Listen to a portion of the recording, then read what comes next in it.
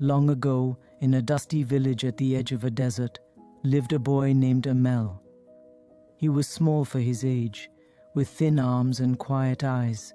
Though kind and gentle, Amel often felt invisible among the other boys who raced, shouted, and lifted heavy sacks at the market. Strength, he would hear the villagers say, is what builds a man's worth. Amel believed them, and so, every day after his chores, he went to the edge of the village where a giant stone lay, a smooth boulder the size of a barrel.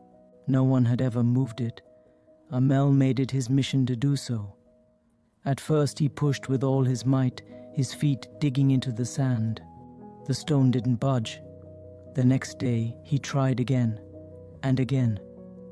Days became weeks, then months. Still the stone stood unmoved. Other boys laughed. "You? Move that? It would take a lot of camels." But Amel returned each day, sweating, groaning, pushing alone. His hands grew calloused, his legs stronger, yet the stone stayed still. One evening, as the sky blushed orange and the desert cooled, a traveler arrived in the village. He was an older man with robes faded by the sun and eyes that seemed to see more than they should. Watching Amel struggle with the stone, the traveler approached. "Why do you return here each day?" he asked. Amel wiped his brow. "To prove I'm strong, to move this stone." The old man nodded thoughtfully. "And what if it never moves?" Amel hesitated. "Then I suppose I'm not strong." The traveler smiled. "Come with me."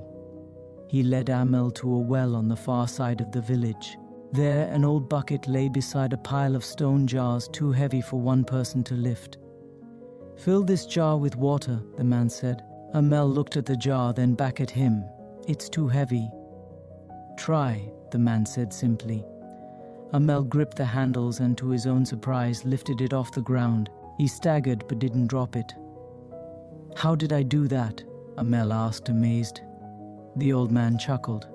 "All those weeks pushing that stone, you didn't move it, but it moved you.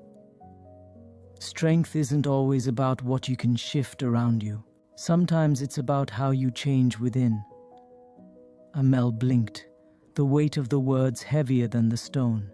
"In life," the traveler continued, "you'll face things that won't budge, people who won't listen, problems you can't solve, losses you can't undo.